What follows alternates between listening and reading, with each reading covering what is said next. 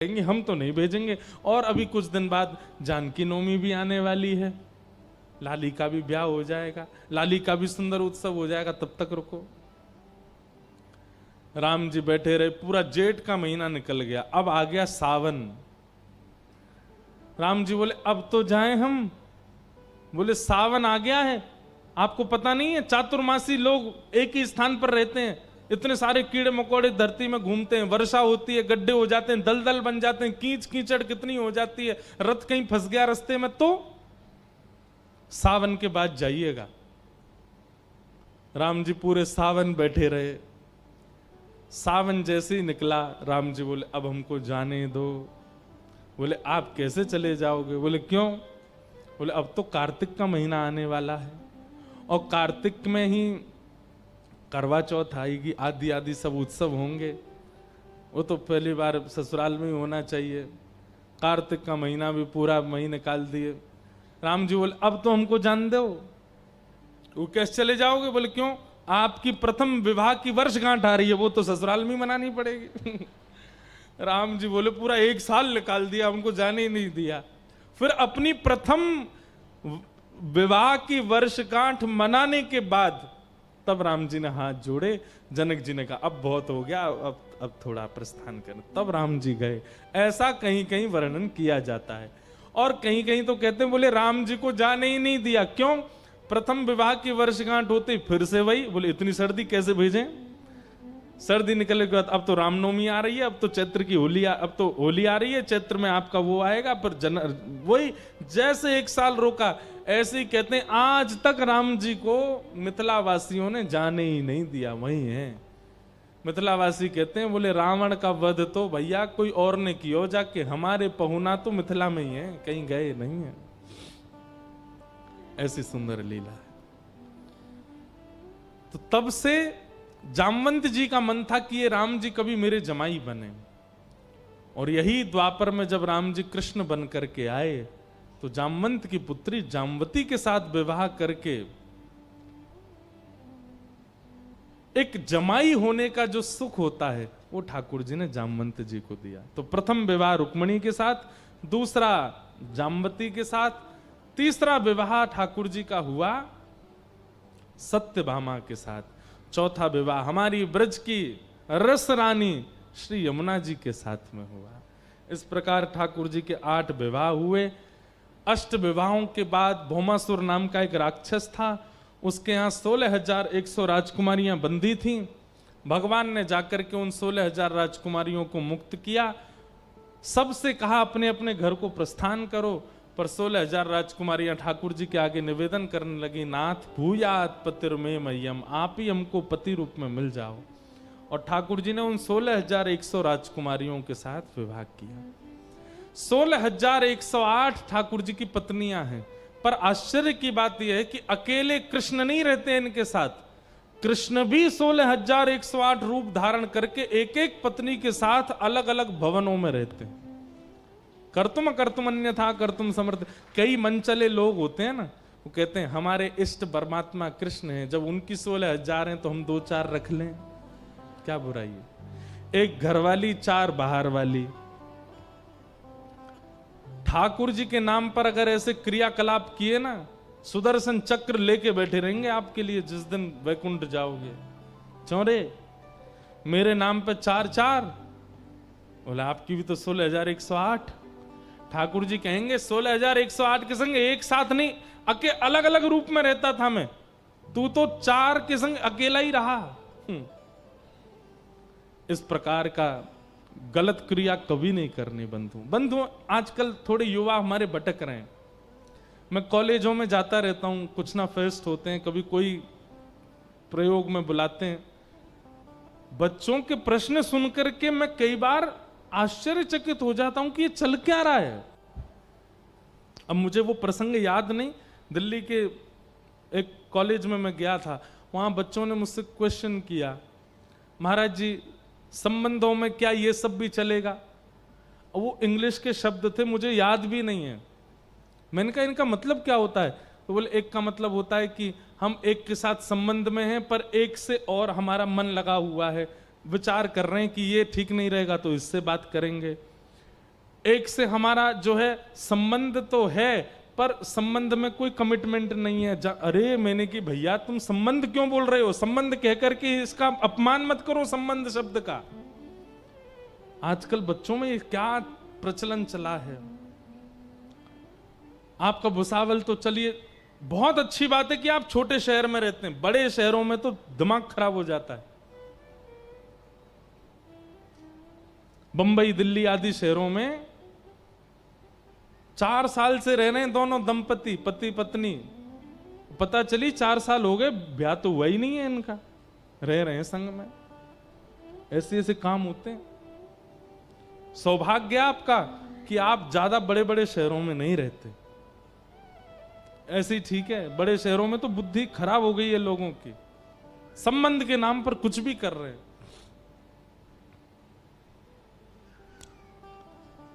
एक के ही रहिए जीवन भर। हम आपको एक बात स्पष्ट कहते हैं, हम सब जगह कहते हैं, एकादशी के व्रत कर लीजिए, प्रदोष के व्रत कर लीजिए, रामनवमी, जन्माष्टमी, नवरात्रियों के व्रत कर लीजिए। इन व्रतों से ठाकुर जी प्रसन्न होंगे, प्रकट होंगे, गारंटी नहीं है, पर एक का हाथ पकड़ के जीवन भर उसी के रहिए, उसके अलावा किसी को मत देखिए। अरे बात तो सुनो यार पूरी, पहले ही ताली बजा देते हो। एक का हाथ पकड़ के जीवन भर उसका निर्वहन कीजिए। अगर ये एक पत्नी व्रत और एक पति व्रत का पालन कर लिया, इस व्रत से ठाकुर जी निश्चित प्रकट हो जाएंगे, प्रसन्न हो जाएंगे। कभी कभी बड़े वयोवृद्ध आते हैं ना, हमें 60 वर्ष हो गए साथ में, 50 वर्ष हो गए साथ में, सुन करके लगता है वाह कितनी कृपा ठाकुर जी की। आज धनवान होना कृपा नहीं है, संपत्तिवान होना, ऐश्वर्यवान होना कृपा नहीं है। जिसके हैं उसके जीवन भर रह करके मृत्यु तक जाना, ये बहुत बड़ी कृपा है ठाकुर जी की। इसलिए भैया जो लोग हमारी कथा सुनते हैं, हमको गुरु रूप में देखते हैं, इच्छा रखते हैं कि हमसे दीक्षा लें, हम दीक्षा तो देते नहीं अभी, पर देंगे, जल्दी देंगे। लेकिन आपसे हमारी प्रार्थना, हमारी सबसे बड़ी दक्षिणा यही होगी, एक के रहो। विवाह कर लिया है जब एक के साथ, उसके अलावा किसी को देखना नहीं, किसी के प्रति भाव नहीं रखना। भगवान 16,108 राजकुमारियों के साथ, पत्नियों के साथ अलग अलग रूप में रहते हैं। सबके साथ ठाकुर जी लीला करते हैं। ऐसा नहीं है कि रुक्मणी के साथ हैं तो जामवती अकेली है, जामवती के साथ भी ठाकुर जी हैं, वो ईश्वर हैं, वो सामर्थ्यवान है करने में। इस प्रकार ठाकुर जी का ग्रहचर्या, दिनचर्या चल रही थी। नारद जी महाराज ठाकुर जी की दिनचर्या देखने के लिए आए, आकर के आश्चर्यचकित हो गए। ठाकुर जी के दिनचर्या का वर्णन किया गया। राजसूय यज्ञ में भगवान ने जाकर के पांडवों का यज्ञ पूर्ण कराया। सुदामा नाम के भगवान के सखा की कथा हुई, जहां एक सुदामा नाम के सखा हैं जिन्होंने ठाकुर जी से कुछ नहीं मांगा, लेकिन ठाकुर जी ने सब कुछ दे दिया। जिन लोगों के चित्त में ठाकुर जी के प्रति सखा का भाव है कि ठाकुर जी हमारे मित्र हैं, उनको 3 गुण अपने अंदर लाने चाहिए। बहुत ध्यान से सुनिएगा। कृष्णस्यासीत् सखा कश्चित् ब्राह्मणो ब्रह्मवित्तम विरक्त इंद्रियार्थेषु प्रशांतात्मा जितेंद्रिय। ठाकुर जी के प्रति 3 भाव बहुत मुश्किल है, लेकिन सुन लीजिए। विरक्त इंद्रिय पहला, आप अपनी इंद्रियों की इच्छाएं बहुत जल्दी पूरी मत किया कीजिए। जीव की इच्छा हुई पानी पूरी खानी है, आप तुरंत उसको खिलाने ले जाते हो। आंखों की इच्छा हुई मुझे ऐसा झरना देखना है, तुरंत दिखाने ले जाते हो। तन की इच्छा हुई मुझे ऐसे कपड़े पहनने हैं, तुरंत पैसा इकट्ठा करना शुरू करते हो, पहन लेते हो। आप अपने शरीर की इंद्रियों की जितनी ज्यादा इच्छा पूरी करते हैं, ये इंद्रियां उतनी ज्यादा आपको भविष्य में परेशान करने वाली हो जाती हैं। बहुत ध्यानपूर्वक सुनिएगा हमारी बात।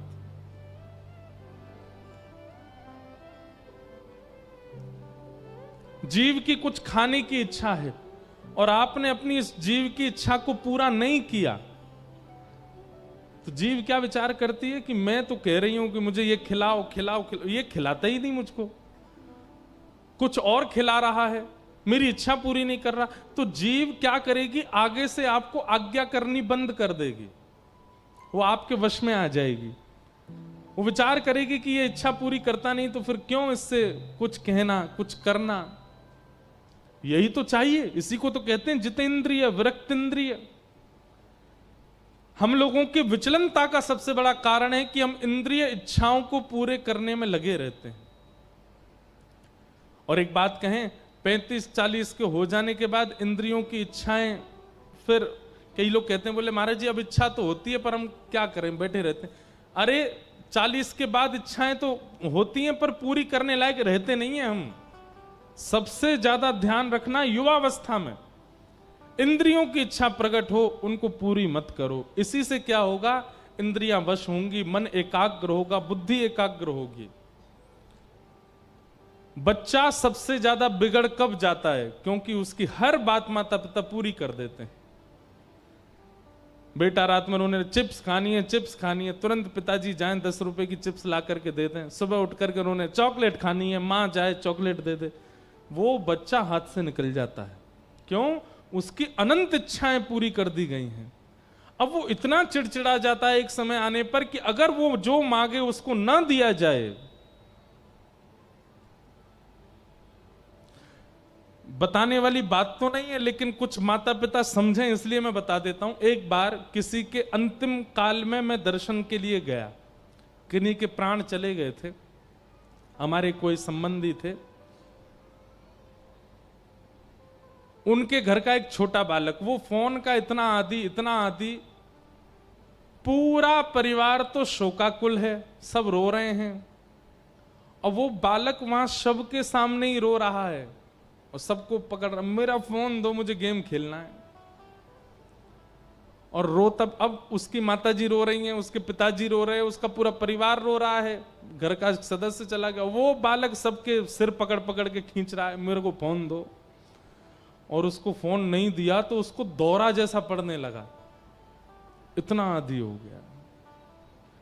हमने कहा भाई शोक इनके जाने का कम है, इसकी स्थिति का ज्यादा है। कि एक व्यक्ति गया इसका शोक कम है, पर नया सदस्य जो घर का है वो इतना विचलित कर दिया है आप लोगों ने, अब इसको संभाल पाना बहुत मुश्किल है। जिन बच्चों की बहुत इच्छाएं पूरी कर देते हैं ना बचपन से ही, वो बच्चे हाथ से निकल जाते हैं। ठीक वैसे ही हमारे शरीर की जो इंद्रियां हैं, ये हमारे बच्चे हैं, इनकी जितनी ज्यादा इच्छा पूरी करोगे ये उतने हाथ से निकलेंगे। कितनी इंद्रियां शरीर में? 10। आंख, नाक, जीव, कान, त्वचा, हाथ, पैर, मुख और 2 गुप्त इंद्रिय। इनकी जितनी इच्छा पूरी करोगे ये उतने ज्यादा आपके वश से बाहर चले जाएंगे। कई लोगों ने जीव को जब चाहिए जो वो दे दिया, उनकी जीव ऐसी हो जाती है कि अगर उनको सामान्य भोजन अगर दे दिया जाए, दाल चावल, भयंकर भूख में भी वो 2 ग्रास से ज्यादा खा नहीं सकते, क्योंकि अब उनकी जीव, अब उनको भूख कम है, उनकी जीव का चटोरापन ज्यादा है।